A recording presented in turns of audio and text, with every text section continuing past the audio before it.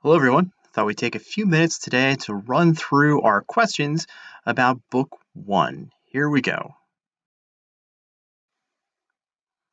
Our first question asked about this theme of aimlessness and the lost generation and how it's very central to the whole book.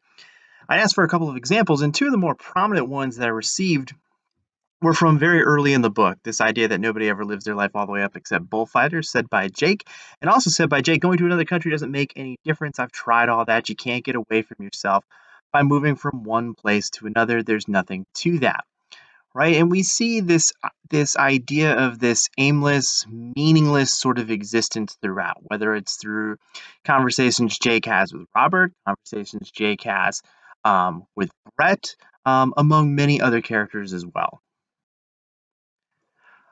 Our second one asks you to describe a couple of examples of this identity or lack of masculinity theme, and overwhelmingly the response was Jake, and that's really who embodies this one to a T. Whether it's his injury, his lack of relationship with Brett because of their inability to sort of consummate that relationship, his short-lived encounter with Georgette, right? Lots of examples that we can look to with Jake here. Third, I'd asked you, what is the lost generation? And to cite something from the internet and basically describe how Robert symbolizes the lost generation. Yes, Emerson. When Owen's done with his school, can you text mommy? Yes. Because mom's gonna go out for a walk with me for a minute. Owen's gonna do the next one. Okay, sounds like a plan. When he's done, Just text me and I'll come back and get him. Okay. Yeah. Did No she problem. confirm on your thing? Nope. Okay. So, anyway. So, more importantly, describing how Robert symbolizes this lost generation. Well, as we said in the last one, he is that classic, aimless, can't find meaning, can't find purpose in what he's doing. And to top it all off, he doesn't think for himself. He is that anti-Hemingway hero as well. So he's kind of got a coming and going. Number 4 asked about the Count. He doesn't make a huge appearance in book 1, but he is important. And it's really because he is, for lack of a better term, more mature than the other characters. He is the code hero, he's the one that the others look to for guidance. He is the role model, if you will. He understands that he has to create value and meaning and purpose through his own experiences, and that he can't look to others to do that. Number 5 asked about Jake's memory of being in the hospital and talking with the liaison colonel from the Italian army, telling him that Jake has given more than his life. And it's important for us because it really speaks to the link that Hemingway makes between identity and masculinity.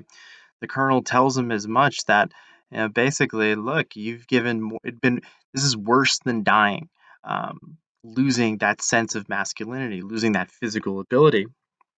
And it's an important moment for Jake in terms of his identity, because at this point he is a different person. He can't be the same Jake he was prior to his injury. And to that point, and none of the characters are the same as they were prior to World War One. They've all endured some kind of change.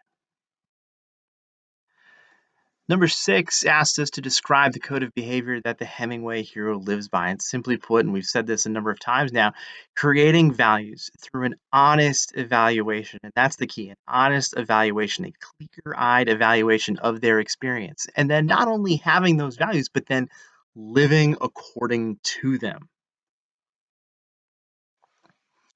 With number 7, we wanted to describe the unreasonable wound, death, loss, and explain how it connects to Jake. And really, when we talk about this, we're talking about two particular characters, Jake and Brett. Both of them have suffered some kind of wound, or in Jake's case, or loss in the case of Brett, that they weren't responsible for and that they've had to sort of deal with. And we see that in their lack of relationship between the two of them. Number 8 talked about this sort of emotional void that exists within all these characters and how they seek to sort of fulfill that void in this period after the war. And for a lot of it sort of boils down to two things, right? It's clear the role that alcohol plays in these early chapters in the book, right? Just about all the characters, um, could be labeled as some sort of addict or alcoholic, to be sure. So the question is that a direct result of their experience? Are they trying to sort of numb the pain of their past experiences? And with Brett specifically, and with some of the other characters as well, we see sex filling that void as well, right? Turning toward those physical relationships, not looking for that emotional connection with somebody, but rather that short term physical gratification. With number 9, I'd ask you to take a look at a quote from the Count. The wine is too good for toast drinking, my dear. You don't want to mix emotions up with a wine like that. You lose all the taste. Mr. Barnes, all I want out of wines is to enjoy them. Simply put, all he wants is this simple experience of enjoying wine.